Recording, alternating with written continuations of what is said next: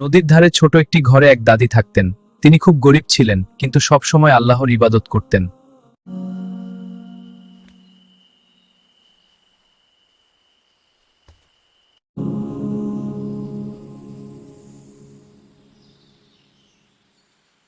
এক রাতে তাহাজ্জুদের নামাজের পর আল্লাহ দাদির ইবাদতে সন্তুষ্ট হয়ে একজন ফেরেশতা পাঠালেন। হে আল্লাহর বান্দি, বিসমিল্লাহ বলে এই কলস খুললে আল্লাহ তোমাকে রিজিক দেবেন। জি ফেরেশতা, বিসমিল্লাহ। দাদি বিসমিল্লাহ বলে কলস খুললেন। সঙ্গে সঙ্গে কলস থেকে সোনার মুদ্রা বের হতে লাগলো। এই নাও বাবা, ধন্যবাদ দাদি। তোমার জন্য। একদিন গ্রামের এক লোভী মহিলা সবকিছু দেখে ফেলল।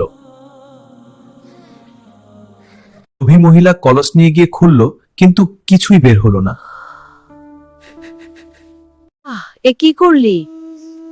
তখন সে বুঝল, আল্লাহর রহমত লোভীদের জন্য নয়। দাদি, আমি লোভী ছিলাম। তখন সে বুঝল, আল্লাহর রহমত লোভীদের জন্য নয়।